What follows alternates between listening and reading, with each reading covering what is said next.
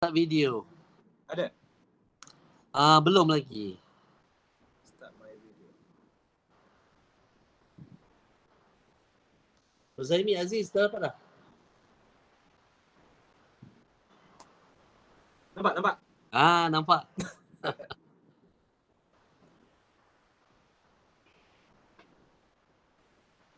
Sihat? Alhamdulillah sihat. Cik Syah sihat? Saya macam ni lah. Dekat kebudayaan. Oh, soal dekat PKK SSAAS sekarang. PKK SSAAS. Yes. Pun. Ingat lagi. Pusat Kebudayaan dan Kesenian Sultan Salahuddin Abdul Aziz. Aziz Shah. Yeah.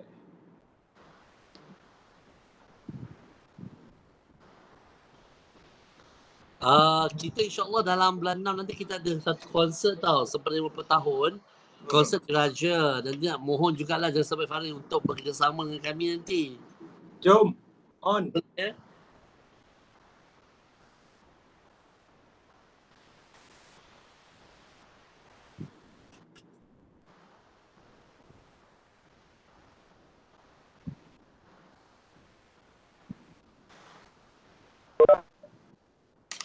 Okey, staff-staff dah ada ke? Alhamdulillah, Mak Noh ada, Fahmi. Fahmi di mana? Di sini di Dewan ya? Saya balik baju tak. Okey.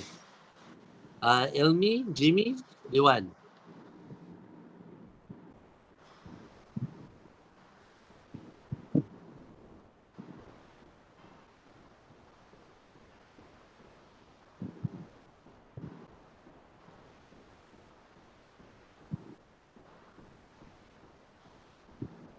Okay, saya rasa kita dah boleh lah kot live ni page live FB. Dah live dah. Alright. Baik, Assalamualaikum warahmatullahi taala wabarakatuh. Selamat petang semua. Alhamdulillah, bersyukur kita kepada Allah Subhanahu Wa Taala dengan limpah dan kurnianya dapat bersama pada petang ini untuk satu lagi sesi perkongsian daripada alumni ataupun individu yang penting ya untuk berkongsi dengan kita mengenai satu tajuk yang istimewa pada petang ini ya. Dan individu yang saya masukkan ialah Encik Faris Muhammad Rodi. Beliau adalah alumni UPM sebenarnya ya. Dan kini merupakan seorang pengajar, betul Betul. Seorang guru. Walaupun guru tetapi beliau mempunyai satu passion yang sangat mendalam, dan saya yakin sebenarnya passion beliau ini memang terselah pun sebenarnya dari zaman beliau menjadi pelajar UPM. Dan beliau juga masa ketika dulu masa belajar ni memang minat dengan muzik. So selalu jugalah menyertai pertandingan-pertandingan muzik atau pertandingan nasyid ya, yang memerlukan percussion, yang memerlukan ahli muzik untuk bermain, untuk membuat persembahan ya. Dan beliau juga pernah memenangi award ataupun anugerah emas di dalam satu majlis yang ketika itu memang di bahagian awal pelajar kita program yang kita namakan majlis seni malam mas seni kan Faris? Betul. Apa malam anugerah seni UPM kan? Ya betul. Yang mana malam anugerah seni UPM ni kita memberi pengiktirafan, kita acknowledge dan kita menyampaikan anugerah-anugerah kepada mereka yang berbakat dalam bidang seni budaya dan pencapaian mereka sendiri lah dalam bidang kebudayaan itu sendiri ya. Jadi untuk itu alhamdulillah bersama kita ya Faris adalah alumni, pelajar dan juga staff dari Pusat Kebudayaan dan Kesenian Sultan Salahuddin Abdul Aziz Shah UPM. Dan saya mohon kepada semua ya untuk lihat ni, untuk share and like ya page Facebook Pusat Kebudayaan dan Kesenian Sultan Salahuddin Abdul Aziz Shah UPM. Dan saya harap sangat kita dapat sebarluaskan lagi sesi perkongsian ilmu kita pada petang ini. Jadi untuk itu saya tanpa buang masa, saya ingin menjemput Encik Faris Muhammad Roli yang akan berkongsi maklumat atau pengetahuan beliau berdasar pada pengalaman beliau juga dengan satu tajuk yang istimewa, iaitu muzik, minat dan kejaya. Jadi untuk itu saya serahkan kepada Encik Faris untuk teruskan sesi perkongsian ini. Silakan. Okey. Boleh dengar clear? Silakan. Ya. Alright, Assalamualaikum dan selamat petang. Okey, saya kenalkan diri saya dulu lah. Nama saya Faris bin Muhammad Roli, full time cikgu, dan juga part time saya boleh kata full time jugalah. Saya main music professionally dan juga arranger untuk industri. So saya base in Ipoh sekarang. So bila event ke apa saya turun ke KL lah. Macam Rabu ni pun saya akan turun ke KL untuk recording untuk artis Taiwan kalau tak silap. So esok buat arrangement, gubahan. Lusa kita orang turun masuk studio lah. Okey, kalau kat UPM dulu saya punya degree sebenarnya ialah Bachelor of Science with Education, majoring in chemistry. Saya punya degree lah, chemistry, minor in mathematics. So walaupun degree saya dulu kimia, saya aktif sebelah kesenian lah. Under Encik Shah dulu, kebudayaan, segala yang berkaitan kebudayaan lah saya join dulu. Kebudayaan, dulu saya masuk nasyid, tarian pun pernah join, teater pernah join. Saya join hampir semua benda kecuali Dikir Barat je tak sempat.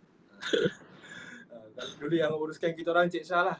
So saya aktif dekat college, jadi exco kebudayaan kesenian perpaduan, and then aktif juga dekat Astaka Seni lah untuk wakil universiti. Dan kita orang juga dulu yang first tubuhkan kumpulan ghazal dekat universiti sebelum Aswara. Kita orang sebenarnya yang tubuhkan ghazal dulu. Ghazal Lima Putra namanya. Kumpulan ghazal tu kita orang dah perform kata-kata bawah Astaka Seni lah.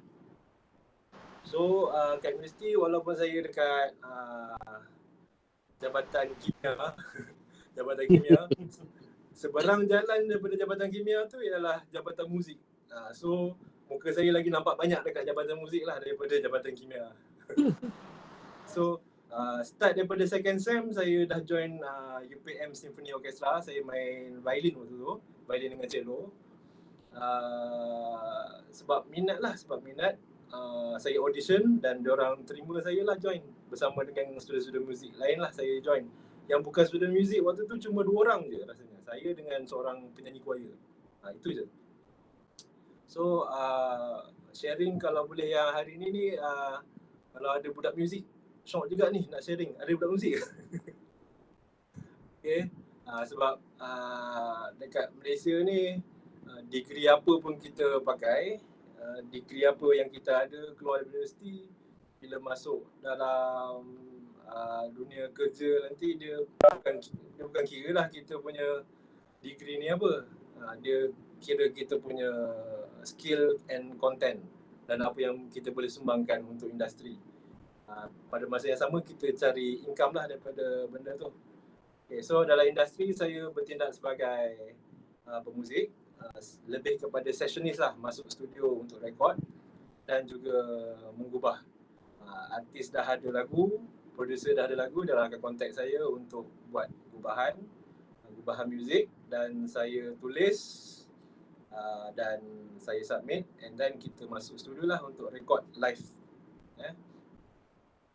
Okay, macam sekarang saya punya current project saya sekarang, saya tengah record untuk AG Koko, Kumpulan Hujan tu, untuk Nakyu, sekarang tengah buat untuk Nakyu.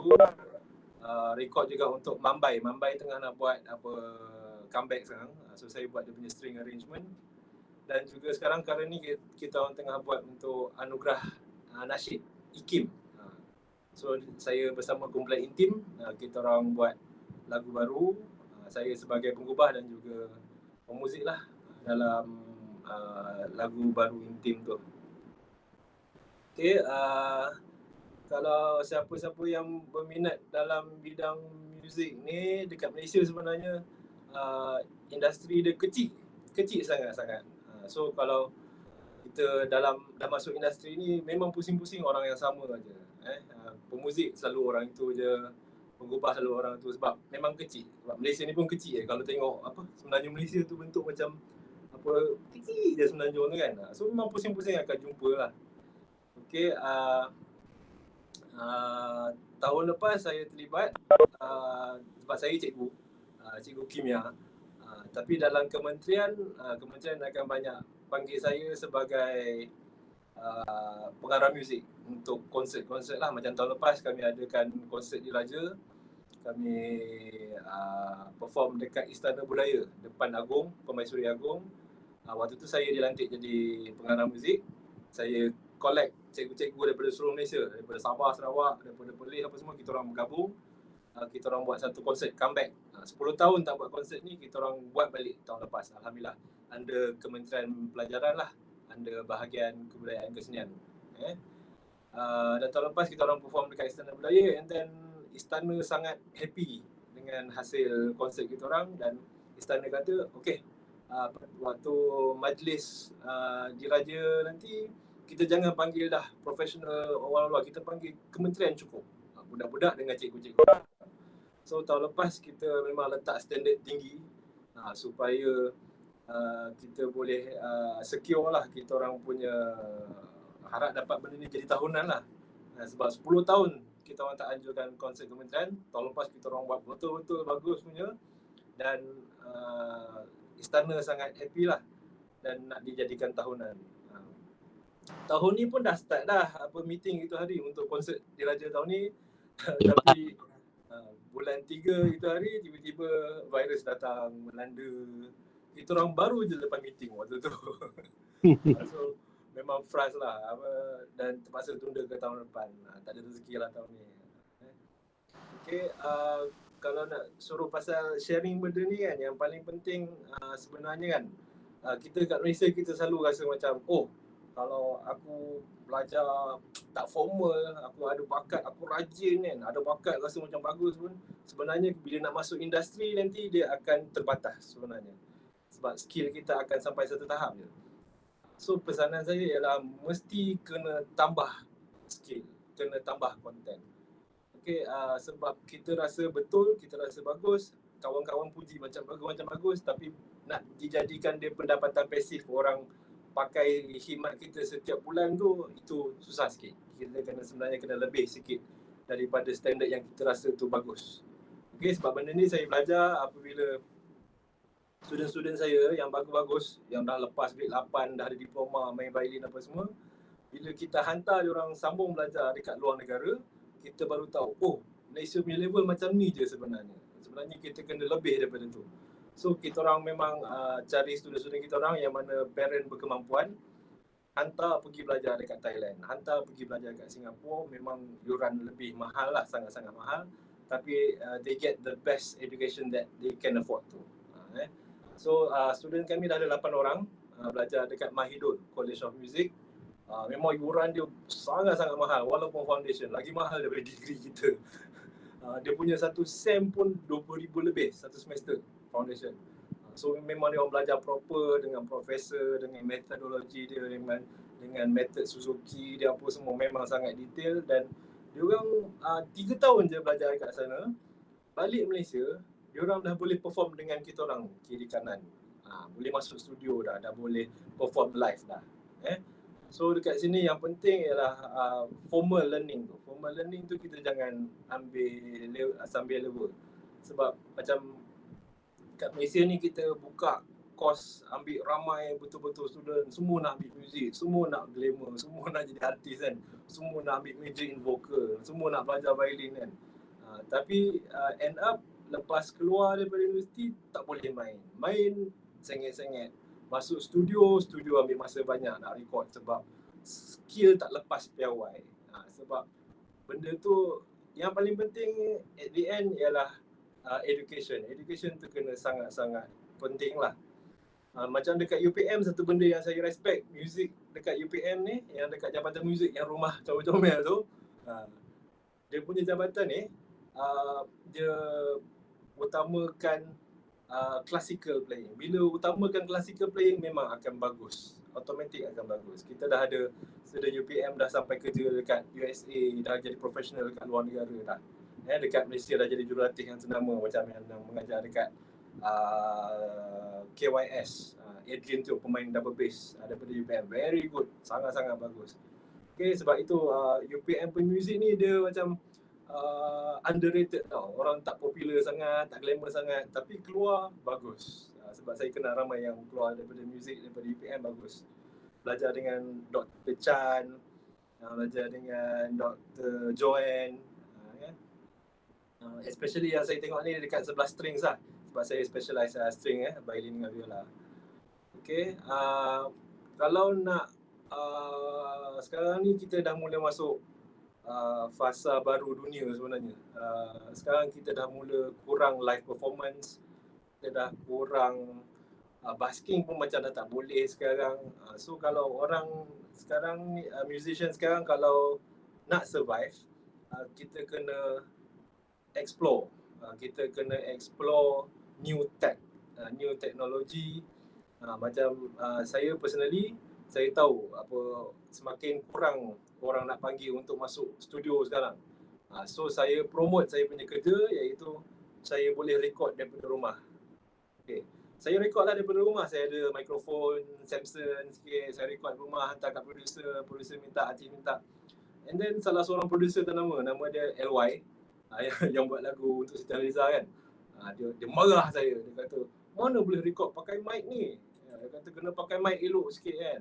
Saya terus upgrade pakai mic yang elok sikit. Bila upgrade, kita pakai tag yang bagus dan kita boleh buat dekat rumah dan dapat produce hasil yang bagus. Automatic producer-producer lain pun minta record daripada rumah. Sebab first orang takut nak masuk KL misalnya, musician takut nak travel. Okay, so bila kita upgrade kita punya tech, teknologi kita upgrade kita punya pengetahuan tentang tech, music editing apa semua, producer akan lebih mudah percaya dengan kita. Sebab sekarang dunia kita dah at least 4G kan, Bila dah 4G at least nak hantar file tu no problem. Tunggu bila dah 5G nanti, music memang akan wireless je lah semua. Konsert pun mungkin wireless, konsert semua online, performing online. Nanti macam apa, Britain Got Talent kan, America Got Talent, penonton pun online, orang tepuk tangan pun online. So kita kena up to date dengan teknologi lah, dan jangan takut untuk invest. Kawan saya daripada Singapura kata, jangan takut untuk habiskan duit dengan teknologi. They will pay itself, dia akan bayar sendiri untuk masa depan. Okay, macam saya pun dah masuk kategori pemuzik. Kalau untuk level Malaysia, profesional. Walaupun saya dah memang established lah untuk performing dengan arranging, saya belum berhenti lagi untuk belajar. Saya belum stop lagi untuk belajar. Saya rasa saya akan stop belajar bila dekat-dekat nak meninggal nanti, baru saya stop. Sekarang saya tak stop lah. Saya walaupun umur dah 30-an macam ni, minggu lepas saya masih lagi ambil kelas. Saya ambil kelas personal belajar violin dengan Datuk Mustafa Fuzair, Istana Budaya. Saya ambil personal kelas dengan dia, seminggu sejam setengah. Ada je benda baru kita akan belajar untuk increase kita punya skill dengan konten. Bercakap pasal konten ni, saya pernah bekerja dengan Datuk Ramli MS untuk program lagu Gavaganza yang lepas, yang 2 tahun lepas kot. Saya pernah buat arrangement dengan dia, dan setiap kali saya belajar something arranging dengan dia, dia akan ulang benda yang sama je dia cakap. Dia akan cakap satu benda yang paling penting untuk nak jadi orang seni dekat Malaysia, nak jadi seniman, pemuzik ke, penari ke, pegiat teater ke, benda yang paling penting ialah konten. Konten ni ialah 2 benda, ilmu dalam bentuk ilmu, yang kedua skill. So Datuk pesan, dia selalu pesan benda yang sama je. Bila saya tanya nak buat ni macam mana, dia akan cakap yang penting konten, yang penting konten. Konten. Konten kalau bagus, orang akan beli. Itu je, simple. So kalau dalam konteks saya, arrangement kena bagus baru orang beli. Main kena bagus baru orang akan hire. Kalau menari bagus, postur bagus baru orang akan panggil. Lakon bagus baru orang akan panggil. So saya sangat berpegang dengan apa Datuk Ramli cakap lah. Dia kata sikit-sikit konten, sikit-sikit konten. Dia akan cakap benda sama. Saya selalu cakap, saya nak jumpa Datuk juga, nak belajar personal macam mana nak tulis ni. Dia kata tak payah, kau dengar je reference, tengok orang lain buat. Yang penting konten. Konten tu yang paling penting. Lepas tu macam kalau saya dah cakap tadi, dalam Malaysia ni industri dia kecil je Malaysia ni kan. Industri ni kecil. So kita kena jaga hubungan yang baik lah dengan penggiat industri. Kita kena have good rapport with them. Barulah senang untuk bekerja, senang untuk dapat kerja, senang untuk sub kerja kepada orang. Macam saya sebagai arranger, benda yang paling menggembirakan saya ialah bila saya share rezeki dengan pemuzik lain. Macam tadi saya contact, okay bro, Rabu ni recording, berapa ringgit bayar, studio mana, okay, lepas tu contact Istana Budaya, contact. Nanti kita akan berkumpul, kita akan bekerja dan dapat income. So kita kena good rapport, hubungan kita kena baik dengan orang-orang industri. Jangan suka bawa cerita, suka cakap-cakap belakang, suka condemn orang je kerja. Constructive criticism tu bagus, especially daripada yang otai-otai kata macam ni tak bagus, macam ni tak boleh, lagu macam ni tak sesuai, lagu macam ni takkan meletup. Kita kena dengar, itu kita kena cakap, kita kena dengar cakap dia orang. Tapi kalau condemn untuk menjatuhkan orang tu tak boleh dekat Malaysia ni, sebab Malaysia ni kecil je. Kalau kerja condemn, lepas tu kita kata orang, lepas tu kerja pun tak jalan, apa pun tak dapat.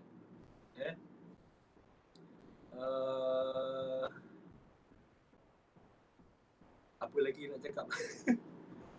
KD. KD. Ya. KD kat mana sekarang? UPM, rumah. Apa kau rumah? Dekat Faris, boleh share sikit tentang pengalaman Faris di UPM ketika itu konsert di Raja Menjunjung Kasih. Macam mana Faris boleh terpilih dan sebagainya tu? Okey, 2006. Saya ingat lagi tahun 2006. Waktu tu saya dah pun join orkestra UPM. Lepas tu dengar-dengar nak buat konsert di Raja besar-besaran punya. Lepas tu tuan rumahnya pula UPM. So waktu tu konsert tu rasanya itu yang last lah, paling besar universiti-universiti Makum pernah buat kot semua hidup. Sebab sebelum tu pernah ada buat dekat Sabah kan. So yang itu yang paling besar-besaran, semua universiti datang. Dan saya pun bersama dengan kawan saya nama dia Hakim. Dia engineering, dia jurutera awam. Tapi dia main violin bagus, dia ada grade 6 waktu tu. Okay, so kita orang kata apa salahnya nak try audition walaupun bukan budak muzik kan. So kita orang pergi, tak pergi audition pun. Jabatan muzik terus contact kita orang. Sila join dan join untuk first violin lah, yang pemain violin utama kat depan. So saya, Hakim, kita orang bersama dengan otai-otai musician daripada UiTM waktu tu, daripada waktu tu Aswara tak ada lagi kot. Waktu tu ASK rasanya ASK kan. Dan itu adalah highlight lah sebagai student yang aktif muzik waktu tu.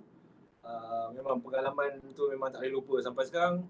Kalau nak tahu yang dalam grup especially strings lah dalam grup strings tu sampai sekarang kita orang masih bekerjasama lagi.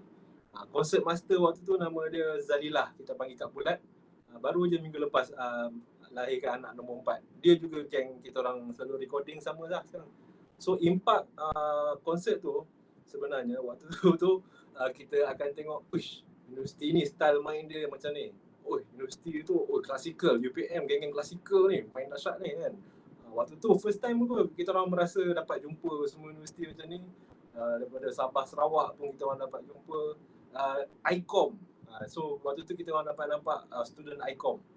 ICOM, International College of Music. Betapa dahsyatnya diorang waktu tu. Dan bergabung semua pensyarah-pensyarah, arranger. Waktu tu saya antara detik-detik permulaan saya buat arranging. Saya ingat lagi saya curi skor Dr. Yosba daripada Sarawak. Dia punya skor lagu Jauh-Jauh. Dia punya gubahan sangat sedap. So saya curi dia punya master score tu, saya balik saya study. Oh macam tu buat arrangement apa semua. Itu pengalaman best lah dekat UPM.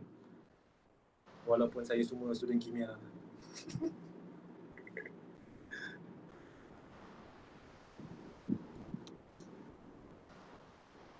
Okey, kalau ada siapa yang ingin bertanya kepada Encik Faris.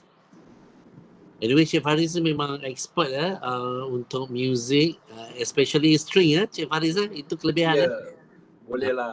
Boleh lah saya makan. Jadi untuk maklumat Encik Faris nanti, insyaAllah kami di Dewan Besar di Pusat Kebudayaan, kita akan ada konsert di Raja. Jadi kita mungkin nak collab jugalah dengan Encik Faris, ada team. Kalau Encik Faris ada team dan sebagainya, kita cuba nak collab untuk konsert di Raja sempena dengan 50 tahun 50 tahun UPM sebagai sebuah universiti, ya, 50 tahun. Jadi di situlah nanti kita mungkin boleh, nanti KD akan contact Faris untuk dapatkan information dan kita collab dan kita tengoklah macam mana kita punya kerjasama yang kita nak buat nanti. So, kalau boleh kita nak style macam 2006 dulu Faris sebenarnya. Mungkin dari segi bajet tu taklah seperti bajet yang seperti 2006. Kan? Baik, anyway, bila Faris sebut tentang music, minat dan kerjaya kan, adakah kalau tidak ada minat, adakah itu mungkin tak terjadi ataupun tak mungkin tak berlaku? Kalau dia ada perkaitan antaranya. Okay, saya pernah baca satu research pasal impak minat dan nurture genetik. Nurture ni maksudnya cara parent kita didik kita dalam bidang muzik waktu kecil. Minat seseorang tu, dan juga nature, bakat semula jadi. So dia bahagikan 3 benda ni, dia buat research terhadap pemain profesional. Dia simpulkan 3 benda ni dia mesti sama banyak. Baru boleh hasilkan pemuzik yang profesional. Kalau dia punya nurture tak bagus, misalnya macam parent banyak yang dekat Asia ni yang paksa anak belajar piano, paksa anak main violin sampai dahsyat main, tapi dia tak minat pun sebenarnya, dia minat benda lain. So dia will end up waktu dewasa nanti tak jadi profesional, dia akan jadi orang yang pernah main muzik. Bakat memang perlu, sebab bakat dominance otak kanan memang perlu untuk kita excel dalam bidang ni lah. Kalau tak ada benda ni susah sikit. Dan juga minat. Minat tu hasil daripada didikan lah. Macam saya, waktu kecil parent tak galak sangat pun. Cuma waktu dah masuk sekolah menengah tu, dah masuk form 5 macam tu, baru minat tu datang, parent mula support. So bila dah ada parent support, minat dah ada, bakat adalah kot daripada family ke apa ke. So benda tu minat boleh kata 33.33% sama penting dengan cara parent kita, nurture kita dan juga bakat. Itu pendapat saya lah. Alright. Cik Faris, satu lagi soalan saya tanya. Cik Faris dah biasa dengan biasa involve dengan music orchestra, ada music traditional dan sebagainya, dan traditional. Jadi apa boleh tak cerita sedikit your feeling Faris toward dua jenis muzik ini, traditional and juga muzik orkestra. Apa kelebihan dan juga keistimewaan antara kedua-dua muzik ini? Okay, traditional. Kalau saya traditional, latar belakang saya main traditional ialah Ghazal. Saya posting first saya dulu kat Johor. Saya belajar saya posting cikgu dulu dekat Johor, dekat JB betul-betul, dekat dengan Yayasan Warisan Johor. Kita jumpa balik dengan arwah Idris Muhammad. ingat kan Idris Muhammad dengan Pak Jaafar. First Rima Putra pergi ke sana. Bengkel kita dulu kan. Lepas tu saya posting dekat betul sekolah dengan Yayasan Wawasan Johor. So YWJ lah tempat saya belajar lagi sekali secara intensif dengan diorang. Dan bila saya dah dekat sana aktif Ghazal, saya balik ke negeri asal saya Perak. Tradisional dah tak rasa dah. Benda tu banyak berkait rapat dengan keadaan yayasan yang jaga. Macam dekat Johor, yayasan jaga betul-betul benda tu. Okay, bila dah balik ke negeri Perak ni, dah tak berapa nak nampak dah benda ni. Asli tak tahu ke mana, tarian yang tak tahu ke mana, tak ada aktiviti-aktiviti untuk orang setempat. Untuk yang paling penting, tak ada dekat sekolah. Bila muzik tradisional ni tak diajar dekat sekolah, budak-budak tak ada identiti yang diorang minat mana lagu tradisional. Sebab saya pernah conduct orkestra dekat sekolah dekat Taiping. Saya pasanglah lagu Pandang-Pandang Jeling-Jeling. Saya tanya diorang, ini rentak apa? Budak-budak jawab apa? Ini rentak laju, cikgu. Budak-budak muzik ni jawab.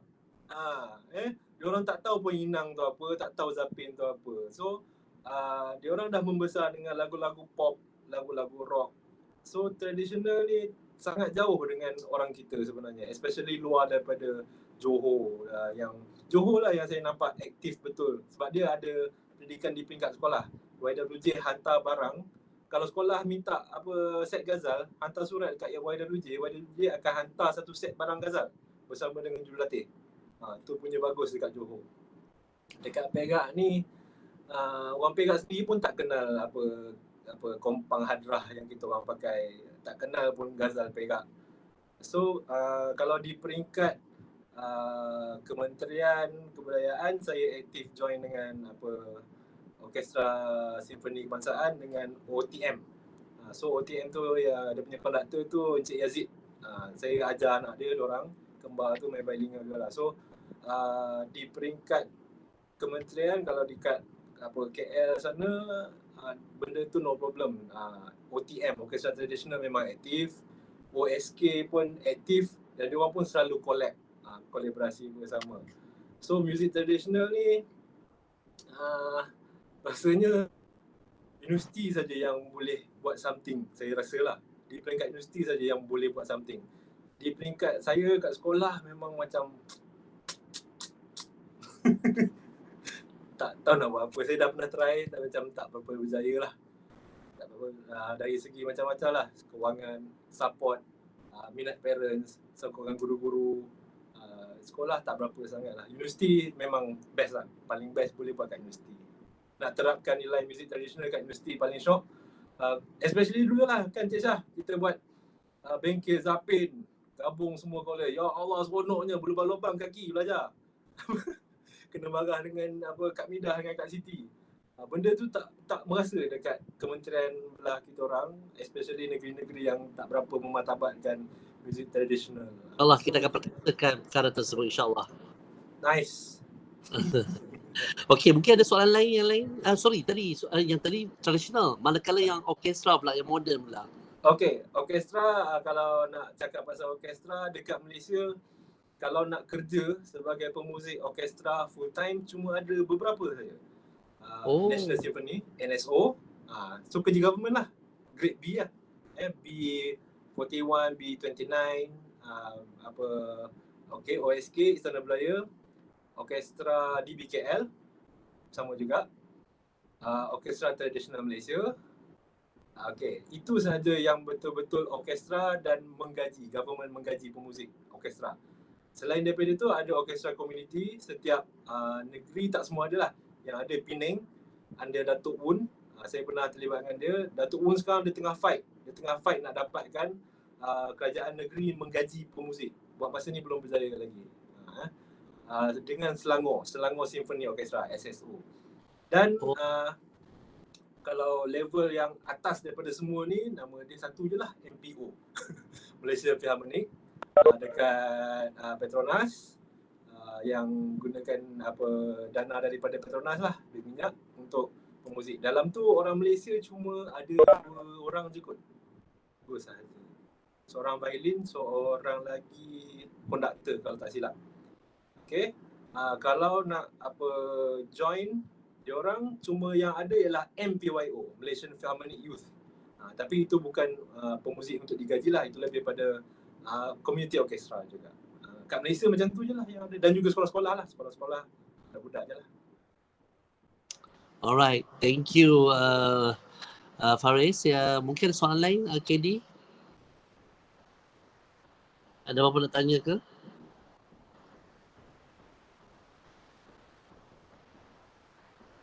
Assalamualaikum.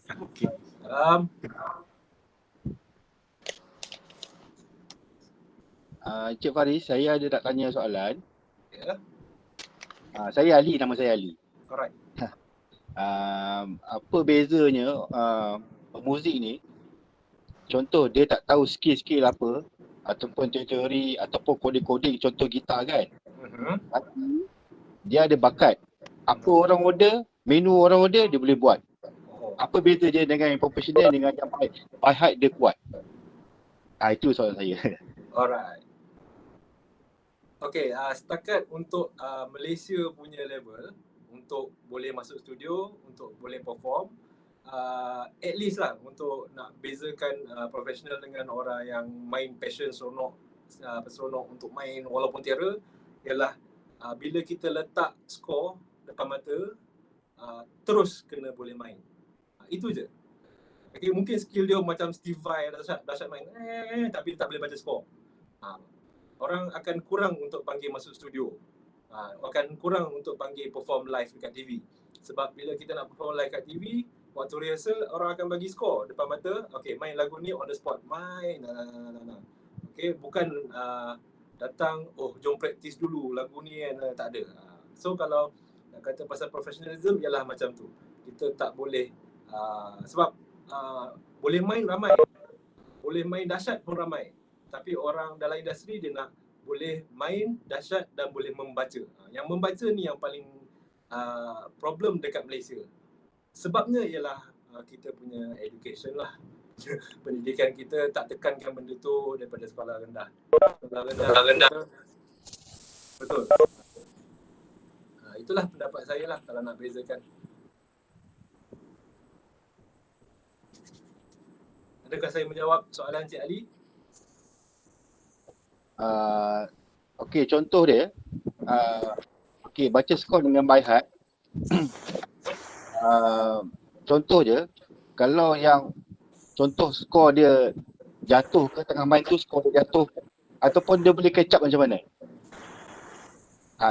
Itu saya nak tanya Cik Faris lah. Contoh kalau dia tengah main kan, dia punya skor tu jatuh, bersepak. Tapi dia muzik kena jalan juga. Macam mana dia nak create benda tu? Benda tu kalau nak jadi dia jadi juga kan. Sebab itulah yang orang kata pasal level of professionalism lah. So sebelum bila nak perform tu, pastikanlah janganlah jatuh benda tu. Macam saya takkan pakai kertas dah. Sekarang semua benda saya masuk dalam iPad. So dia tak mungkin jatuh. So kalau terjatuh juga misalnya, kena pandai cover, itu saja. So automatic mungkin kita teringat chord lepas ni apa ke, note lepas ni apa ke. Yang penting kena pandai cover lah, sebab benda tu akan sekali-sekala akan terjadi juga, betul juga kan. Tapi untuk cover kita punya professionalism, kita kena pandai cover. By heart ialah benda yang sangat membantulah kalau berlaku benda macam ni kan. Misalnya kita main lagu C major 7, G, A minor, terus skor jatuh. Kita cuba by heart. Lepas ni lagu ni ialah bunyi dia ialah chord E minor misalnya. Okay, so kita masuklah E minor waktu tu. Saya rasa macam tu lah pendapat saya. Lagi satu je Faris, kalau kita perform dekat stage kan, selalunya kalau arrangement tu memang kita ikut by score lah, by note lah. Tapi untuk solo gitar tu daripada feel sendiri ataupun kena ikut juga pada note yang ada skor dia sediakan juga. Okay, macam tu dia bergantung kepada music director lah. Waktu rehearsal dia cakap macam mana, nak by heart, improvise ke, nak by heart ke. kena main exactly macam recording asal. So kalau music directornya kata ikut score lah. Kalau dia suruh waktu tu kita bagi 8 chord, sila improvise lah 8 chord tu macam mana, 8 bar tu macam mana. Okay, alright. Encik Faris, KD. Ya, KD. Okay, nak tanyalah mungkin ni dari segi yang kata pemerhatian saya lah kan terhadap apa tu graduat pelajar-pelajar muzik lah yang lahir daripada pusat muzik lah, contohnya Aswara dan lain-lain. Saya lihat kalau pandang dari segi skop kerjaya lah kan, kualiti yang dikeluarkan tu saya tengok macam kita tak capai piawai yang dimahukan lah kan. Contoh bila saya panggil musician tu untuk session, dia kata dia graduate daripada contohlah UiTM ataupun lain-lain. Jadi bila dia perform, jadi tak menggambarkan apa yang dia belajar kan.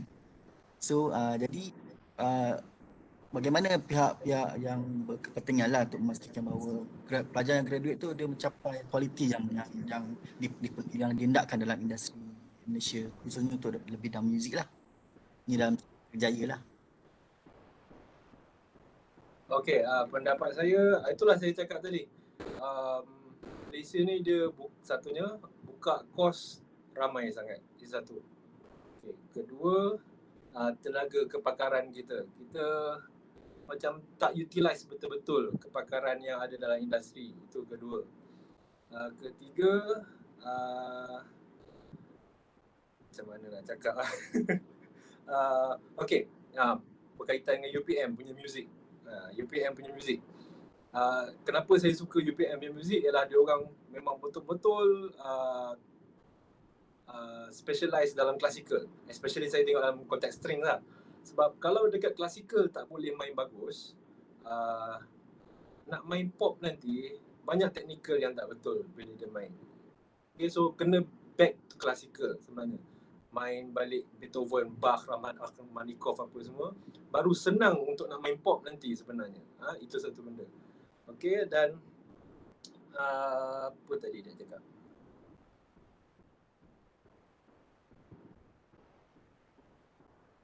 Dan perkhususan dekat universiti pula, perkhususannya memang ramai akan nak ambil performing sebab nampak cool, nampak best, nampak glamour. Perkhususan tu pula lah yang lebih penting sebenarnya. Jangan ambil terlalu ramai. Itulah. So bila ambil ramai, personal class tu jadi constraint. So ambil sikit-sikit. Saya pernah pergi ke itu hari dekat Thailand tu, saya tengok student saya kat sana. Satu kelas besar untuk belajar string, 4 orang saja dengan 1 orang. So kelas tu memang detail, automatic dekat situ juga betulkan skill, betulkan fingering, betulkan intonation, semua benda kat situ. And then dia orang kena tengok luar lah sebenarnya. Budak-budak kita kena tengok luar. Bila kita berada dekat satu negara ni, kita tengok yang dalam negara je, kita rasa itu yang paling bagus. Itu paling bagus. Sebenarnya kita langkah luar sikit je. Pergi Siam, Thailand. Pergi Indonesia. Pergi Singapura sekejap je. Pergi sana, masuk dia orang universiti, college, tengok tu cukup. Balik terus akan ubah cara dia orang berfikir tentang muzik. Okay, especially pendidikan muzik. Dan problem paling besar sekali dekat Malaysia ialah masuk universiti baru pegang instrumen. That is way too late to start playing music. Itu problem paling besar dekat Malaysia yang saya tak tahu apa penyelesaiannya. Sebab orang main muzik sepatut daripada kecil masuk college, sebelum masuk universiti dah settle grade 8, barulah ambil diploma. Kita punya budak-budak 3 tahun dah ada diploma in music, padahal baru 3 tahun pegang instrumen. Umpama macam orang darjah 1 belajar violin, darjah 3 dah ada diploma. That is not correct. Tak tahu mana datang sistem ni, tapi hasilnya itulah. Itu pendapat saya. Jadi setuju dengan Cik Faris sebab saya lihat yang bila dia mohon masuk ke institusi tu baru dia nak belajar pegang instrumen. Sepatutnya sebelum tu dah kita kena Betul. tapis dan sebagainya, ataupun dia ada background belajar muzik sebelumnya kan, Cik Faris kan. Dia Betul. itu yang pada saya dalam industri kat Malaysia tu dia agak tak betul sikit lah. Ini pandangan saya lah kan. Jadi bila kita lihat di luar Malaysia sebagainya, baru kita lihat jauh sangat kita punya dengan Indonesia, walaupun kita berjiran dengan sana kan. Itu yang saya lihat lah. Betul benda tu, dan bukan salah budak-budak, bukan salah siapa-siapa. Cumanya bila mereka keluar daripada universiti nanti dengan skill level macam ini, diorang ada banyak tahun lagi untuk sampai ke profesional. Dekat situ yang rugi banyak lah sebenarnya. Sepatutnya benda tu dah sampai dekat kat level universiti, diploma ataupun degree, at least degree. Itulah.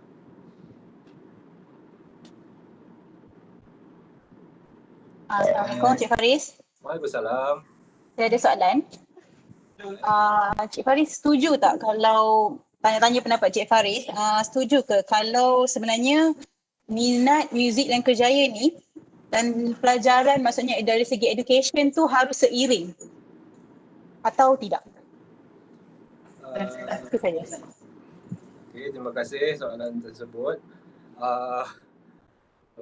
Daripada 100 kawan yang saya kenal, saya boleh kata 70% yang muzik bagus, diorang tak berapa fokus sangat pun dekat apa akademik. Kebanyakannya macam tu. Tapi kalau tanya saya degree in chemistry, saya SPM saya result 4. Saya main muzik daripada sekolah dulu lagi. Kalau tanya patut ke tak, sebenarnya memang kena macam tu. Kena betul-betul bagus dua-dua bidang. Baru balance otak kiri kanan kita kan. Sebab kiri kita analytical, science, matematik apa semua, kita kena bagus pula itu. Dan benda tu kita boleh apply dalam muzik sebenarnya. Macam ada saintis dia buat research pasal Vanessa Mae, pemain violin popular tu kan. Okay, dia ni bukan saja dahsyat dalam muzik, dia dahsyat akademik pun sangat-sangat pandai. Bukan setakat tu je, dua benda tu dah memang bagus. Dia masuk Olimpik main ski Olimpik. So kita tak boleh kata muzik bagus saja, benda lain kena tinggalkan, tak. Sebab kalau study muzik kat universiti pun dia bukan subjek muzik tu belajar untuk perform je. Dia punya research, music therapy, sejarah dia, aplikasi dia, banyak benda. Especially UPM lah paling popular, music therapy. Tak ada kat universiti lain tau. So benda tu kena seiring lah. So kalau ada anak-anak nak belajar muzik, galakkan. Benda tu akan jadi nilai tambah. Saya ada kawan seorang nama dia Wan Salihuddin. Orang besar, UPM juga. Kita kenal kot. College 10. Okay, dia ni sama batch dengan saya. Dia computer engineering. Dia computer engineering. Dia dah ada masters dalam computer engineering. Dah ada master ni, dah boleh jadi pesarah vokal. Saya tanya dia, kau dah ada master ni nak buat apa?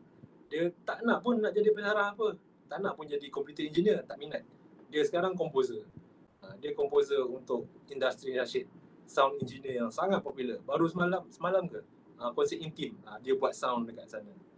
So kita jangan cakap muzik ni mesti tinggalkan akademik apa semua, tak. Saya chemistry, saya dengan muzik. Saya ada kawan engineer main muzik professionally, secara profesional. Saya ada kawan ahli perniagaan main muzik secara profesional. Sebab Malaysia ni kecil je, senang sebenarnya kita nak penetrate industri sebenarnya. Itu pendapat saya lah. Okey, terima kasih Cik Faris. Sama-sama. Mungkin saya boleh tambah sikit lah daripada soalan Nurliana Ramli tadi. Kalau kat Malaysia ni kita nak orang kata apa, bermatian dalam muzik tu mungkin cari orang kata apa, bukan tak boleh, cuma kita takkan hidup lah, betul Cik Farid kan.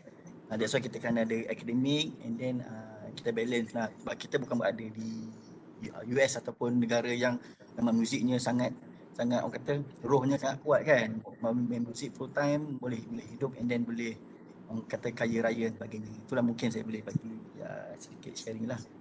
Faris Betul. Dekat Malaysia kalau nak tahu sebenarnya, kalau yang bukan pemuzik government, bukan ahli orkestra RTM ke, bukan NSO ke, yang betul-betul buat full time, sebenarnya boleh kira dengan jari, dalam 30 orang lebih sahaja sebenarnya. Okay, yang selalu keluar TV tu, kalau tengok juga Vaganza, muka-muka tu juga, kalau tengok Mentor, muka-muka tu juga tak ramai. Bukan sebab tak bagus ke apa, sebab market kita memang kecil. Market kita, industri kita memang kecil. Untuk survive solely dengan bermain muzik kat Malaysia sedikit susah. Sebab market kita kecil, tapi keluaran universiti sangat ramai. Universiti kita sangat ramai keluar. So bila ramai sangat keluar, yang betul-betul bagus saja akan berjaya. Dan selebihnya, kalau tak berjaya pun, dia orang boleh pergi ke bidang lain. Misalnya dia boleh mengajar, buka kelas, no problem. As long as survive dan passion dia masih berterusan lah. Passion main muzik dia.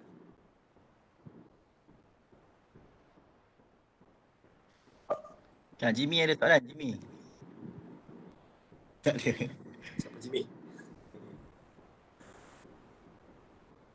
Ada lagi soalan? Tak ada. Rasa kalau tak ada mungkin boleh Cik Faris boleh simpulkan ke untuk kita akhiri. Alright, so saya tak berapa sure target audience saya ni siapa apa student ke, pegawai ke. So kalau ada yang ada anak-anak yang yang anda nak mereka mula muzik, start awal. Okay, belajar formal. Jangan macam saya form 5 baru start. Dah terlewat sebenarnya. Okay, so kalau ada anak-anak teringin nak tengok dia orang main piano, darjah 4 dah boleh hantar. Dia orang akan belajar koordinasi tangan, kaki, kiri, kanan, otak akan bergerak, sangat bagus. For darjah 4, darjah 5 cantik kalau nak start belajar. Okay, saya ulang cakap Tok Ram, boleh apply dalam semua bidang. Konten kena bagus, konten ilmu kena banyak, skill kena bagus. Baru boleh cari makan, boleh buat duit, boleh survive. Itulah pesanan terakhir saya. Okay, KD. Okay, terima kasih kepada Cik Faris di atas perkongsian dan kata ilmu yang cukup cukup mantap untuk kita untuk para penonton yang minat dalam bidang muzik. InsyaAllah kita kata berkongsi bersama dengan yang lain lah. Jadi ada sedikit promosi sikit Encik Faris, saya nak minta izin yang mana pada esok kita akan ada santai ilmu pantun tradisi yang mana terdiri daripada pewaris pantun yang terdiri daripada pegawai universiti lah yang akan buat bedah pantun, berbalas beli pantun esok pada jam 3 petang. Jadi jangan lupa pada penonton boleh saksikan besok jam 3 petang. Dan next sedaya selepas Encik Faris kita ada Encik Edmund yang merupakan alumni UPM juga. Kenal? Kenal. Edmund ni orang popular ni, Encik Faris, Encik Edmund ni orang popular. Teater. Okay. Dan Encik Edmund akan berkongsi tentang teater muzik yang pada 23 Disember nanti. Kalau Cik Faris free bolehlah singgah tengok ya. InsyaAllah. Dan saya rasa sampai situ saja. Sekali lagi saya ucapkan terima kasih pada Cik Faris kesudian untuk menerima jemputan sebagai panel lah pada hari ini. InsyaAllah kita akan berjumpa lagi sebagaimana yang Cik Syah maklumkan tadi. Kita akan ada kerjasama lagi dengan Cik Faris untuk Orkestra Diraja sempena ulang tahun 50 tahun UPM lah, insyaAllah. Dan kita akan saling berhubung lepas ni. Boleh Cik Faris ya? Boleh, no problem. Okay, kita jumpa lagi insyaAllah. Terima kasih banyak. Assalamualaikum. Waalaikumsalam.